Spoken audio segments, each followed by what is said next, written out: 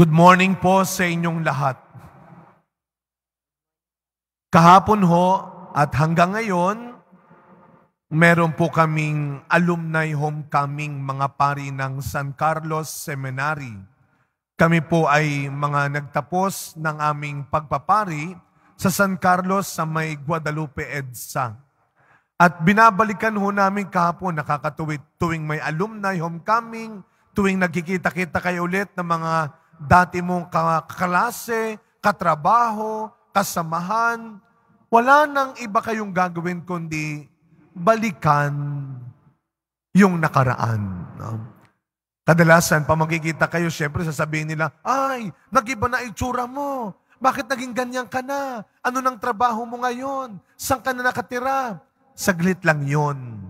Kasi ang pinakamatagal, yung dati. Naalala mo dati? Di ba dati, ang tagal niyong pinagkukwentuhan yung dati. Isa po sa mga naalala namin kahapon magkaklase ay yung mga subjects namin sa seminaryo. Meron kami isang subject, Chinese philosophy. Meron kami isa sa mga naging topic noon sa Chinese philosophy. Ang tawag ay rectification of name. Rectification of name. Ang ibig sabihin, kumilos ka ayon sa kung ano ka. Hindi pwedeng lahat gagawin mo. Meron tayong kanya-kanyang trabaho. Meron tayong kanya-kanyang responsibilidad. Gawin mo kung ano ang sayo. Huwag kang nakikialam ng trabaho ng iba. Dalawa lang yan.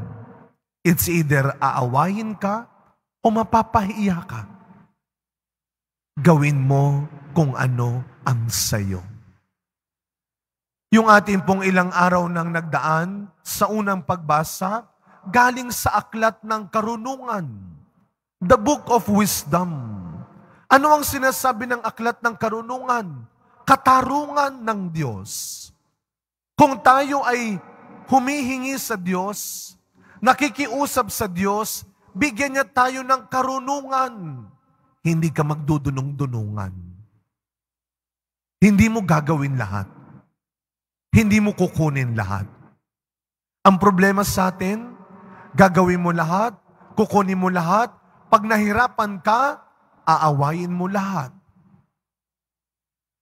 Kaya sa ating unang ebanghelyo ngayon, ano ang sabi ni Kristo? Sa talinghaga natin, siguro magtataka kayo, bakit parang ang bigat naman ng gospel natin ngayon?